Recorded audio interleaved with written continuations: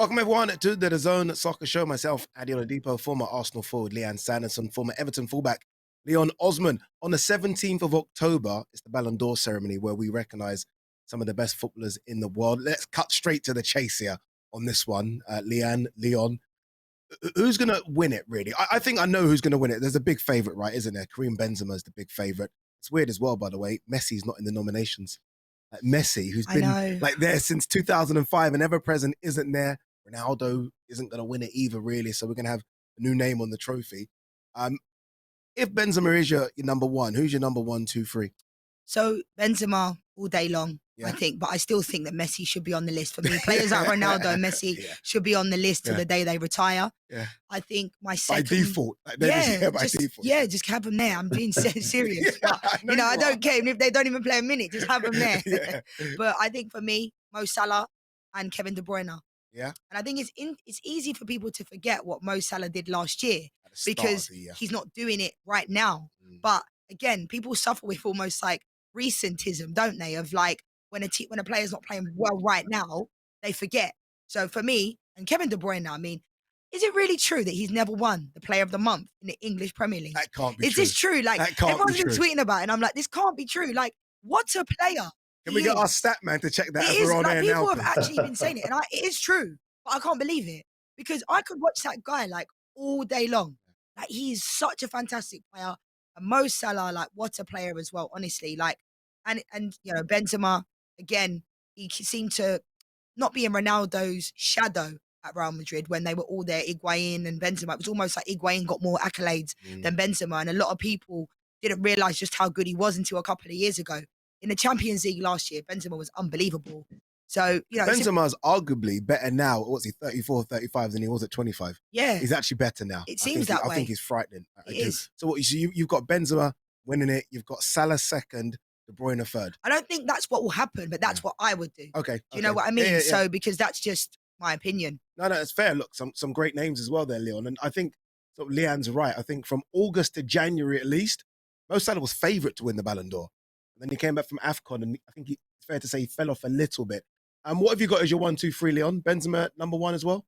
Yeah, I don't think you can look any further than Karim Benzema for that number 1 spot. His form has been outstanding. He didn't single-handedly win the Champions League for Real Madrid, but boy, did he play a massive part in that. He's become that figurehead since Cristiano Ronaldo left Real Madrid a few years back, and he's absolutely loved it. He's gone from strength to strength as that number 1 player, as that person that everybody looks to. When they need something, they look to him. When they want to get on the ball, they pass to him. That used to be Cristiano Ronaldo, and some people need to be the focal point. He's been incredible. I agree. I think Kevin De Bruyne has to be in there. He's number 2 for me.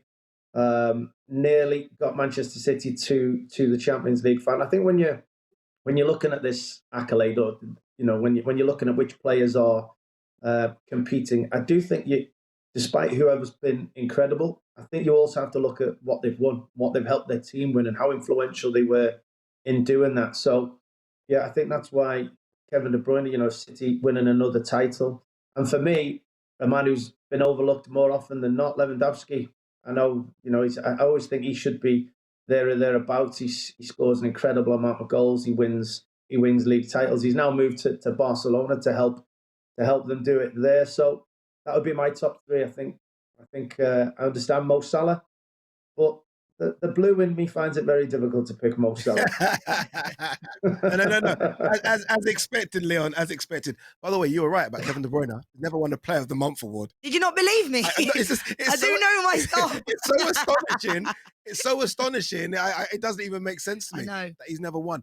Either of you guys want to hear my 3? Yeah. My 3. No, we don't. No. Yeah, we do. I'm with you. Benzema, number 1, 100%. Sadio Mane, I've got his number 2. Just because of what he did for AFCON as well, in terms of helping Senegal win that. And I think, honestly, the second half of the season for Liverpool was astonishing. And I've got Lewandowski as number 3. He just deserves to win it because he should have won it for me a couple of years ago when they didn't have it. They still should have done the ceremony. So that's my 3. How bad is it, Lianne, that we're not saying the likes of Neymar and Mbappe? Like, when they should almost always be there. Do you know what I mean? Just because of the talent that they have, and they're not.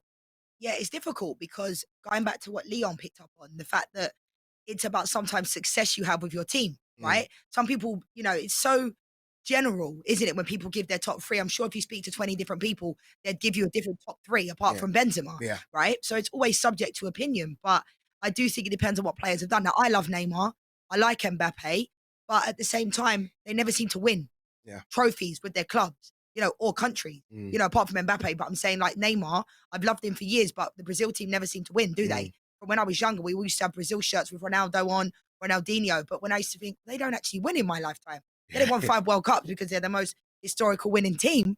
But at the same time, they just never really win in my lifetime. Yeah. So for me, it's difficult to really put Neymar and Mbappe up there for some reason because I think the consistency just isn't there every single game. Mm. Maybe the fact they're playing in the French league as well. I'm not saying it's a bad league, but it's just not at the standard of the Premier League and of the Bundesliga for me. It's weird seeing Haaland now in the Premier League. It makes me kind of desperately want to see Mbappe here because I think they're the next two, isn't it? When you talk, Leon, of Ronaldo and Messi and that era come to the end, you think of the next two. Haaland's proven that he's that guy, and so has Mbappe. Really, I just want to see them go head to head in the same league, and I don't want to see Haaland not now in the La Liga or the French league. I want to see him in the Premier League. I want to see Mbappe there as well. Yeah, well, generally, we've seen outstanding players in the past, but they always get compared to other people, and sometimes it's of different generations. You think of Pele and Maradona, who was the best. They were different generations. The thing that inspires people and helps them to really be shown how good they are is that real rivalry. None more so than Messi and Ronaldo. They're both challenging each other. They're both trying to make or they'll be better than the other one, whether they admit it or not. They definitely are. They're going toe to toe to get better numbers, better assists, better trophies, win more accolades. So it would be great if these two could just rise above the rest. If these two, I mean, Haaland and Mbappe, they don't need to rise very far. But if they could just rise above and really go toe to toe with numbers, with assists, with their teams, bringing success to their teams year in, year out, like Ronaldo and Messi have done for the teams they've played for down the years. And if that's the case, we thought we'd find it difficult to ever see a Messi-Ronaldo rivalry again. Well, there's potential in those two. There is. You know how big the rivalry was between Messi and Ronaldo. They never voted for each other in the Ballon d'Or top three. Never, ever, which is crazy. Let's move on to the female Ballon d'Or. Obviously, first started in 2018. You look at some of the winners that we've seen. Hegerberger's won it. Mateus has won it as well. Give me your top three. Who you think? Give me some names. Aside of the top three, give me some names as well. Because a lot of people will be looking at the England's women's team that won European Championship. Surely there's someone in that group that should be challenging for this trophy as well. Yeah, absolutely. I think, it's always been interesting, the women's Ballon d'Or, because it wasn't until recently that people could even watch the games. Yeah. So therefore it was like, there'd always be someone in there, like Dana Castellanos that plays for Man City now. She got up for the Ballon d'Or and she was playing college soccer in America. And people were like, how can she be up for this when she's, not even turned pro yet? Yes, she's a good player, but so it's always been a little bit strange with the Ballon d'Or because people don't also watch like the Swedish league. Yeah. And Marta was in the Swedish league and was getting picked, winning the Ballon d'Or when she wasn't playing her best football. They just almost picked Marta, and she's the best player I've ever played against, honestly. For me, the best ever. But there comes a time, as we're seeing right now, that players are overtaking, as we've seen people overtaking Messi and Ronaldo, ability-wise. I'm not saying best ever, but right now, players are playing better. I think my top three, Alexia Putellas will be number one. I think you got to put Beth Mead in there. By the way, before she moves on, Putellas, if you've got time, and I'm sure you have, just go on to the DAZN's platform. You see a piece about her, but just go onto YouTube as well and watch her. Frightening. Honestly, frightening. As soon as she gets it on that left foot, you might as well walk to the halfway line because it's a goal. It's going to goal or assist. Something's happening. Yeah. She does it. And unfortunately, she picked up a bad injury, just before the Women's Euro. She tore her ACL in the day before in the training session. Yeah. And I believed Spain were my favourites for the tournament. Yeah. Obviously, I wanted England to win, but I felt like Spain were going to be, really difficult in that competition. And Jenny Hermoso got injured before that tournament as well. But, for me, Beth Mead in at second. I mean, what a tournament she had at the Euros, player of the year last year for Arsenal. She was so, so good. And she's a player that I think used to go underneath the radar. And going into the Women's Euros, everyone was talking about Lauren Hemp and was sleeping on Beth Mead, thinking, whereas I was thinking she's going to do well. she will do well. And I think you got to throw in, for me, third, Ade Hegerberg, because, her story coming back from that injury, one of the best players ever to play the game, one of the best goal scorers. And we did an amazing interview of her at the final in Turin. She came over to That me was and Righty and fantastic, by Seema. the way. And Her so I'm being energy just being biased, there, but her energy just yeah. being there. And she Great. thanked the zone for everything. And this goes back to what I was saying about visibility and being able to watch the games, because now people can, Kira Walsh has to be mentioned. She's not even in it. Lucy Bronze actually tweeted about it. I'm saying, how dare she not be in it? Yeah. But I think she will be next year. And this goes back to visibility and people being able to watch the games, because at the Euros, everybody was talking about Kira Walsh. Whereas in the women's game, it was always like, who scored, who got an assist. We're not watching a game. We can type it on our computers and look on Google. So that's who must have got player of the match. Whereas now people can watch the women's game on its entirety and create their own opinion. So Sam Kerr will always be in and around it as well. There's so many players, and it goes down to, Hegerberg didn't have a great Euros. But you have to, am I overlooking that? Because then I'm giving her, the best player in the top three. So it's almost like the women's game will continue to progress, and hopefully no one will be questioning it all the time. Because I know as a former player, we used to see the list come out of the top three and think, why is that person on it? Like, no one would have voted for them, but they were just on it because it's almost like there wasn't any games to watch. But now, more visibility and everyone can make their own opinions. Yeah, and that's been a really good thing about women's football, about the Euros in particular, about how it's been raised.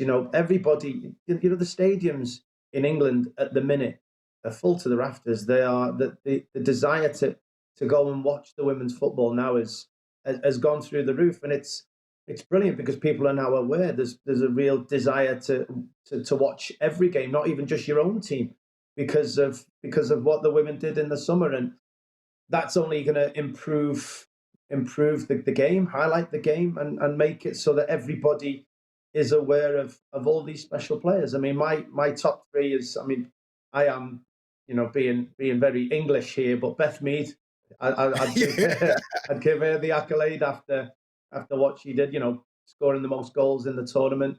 Sam Kerr has to be there as well. She won the double. And then I'm going to mention, you've got like Alexander Pop, who got injured before the final. That was unfortunate for her. But Putellas has to be mentioned. I mean, unfortunately missing out after scoring, I think it was 28 goals from midfield. Winning trophy after trophy. So disappointing for her. So there's a number of contenders, but after England winning the Euros, I have to go with Beth. Bit of English bias there. Didn't expect that from you, Leon, but it is what it is. You mentioned Pop, and we both kind of nod our head. It's a name that we kind of both forgot, to be fair, and not that England were lucky, but if she had played in the final, it could have been a completely different thing. Oh, absolutely. I think it's not even a matter of being forgotten about. I mean, she's been a great player for years, and that was a really strange situation because when we were doing the game, she went and did the team picture, and then before we knew it, on our screens and the monitors, it was saying a change, and we were like, that can't be right. Do you know what I mean? Because I'm sure, Millie Bright, Leah Williamson had been focused on Pop that whole week, and fair play to the girls because they would have had to probably focus. They've been so focused on Pop probably stopping her, and then when that changes in the lineup just before the game, you have to adapt your expectations a little bit, and she would be a definite game changer. So yeah, I agree with Leon's choices as well because again, it's subject to opinion. But Putellas, had she have also won the Champions League this year, I mean, in the final against Lyon, it was just a one-sided way. Yeah. Like all the finals seem to be in the last 3 years, they're over within the first 20 minutes. So. But yeah, I'm going with Putellas. Yeah, so we're going with Putellas to win the women's Ballon d'Or, and Benzema, without a shadow of a doubt, will win the men's, but we'll find out on the 17th of October.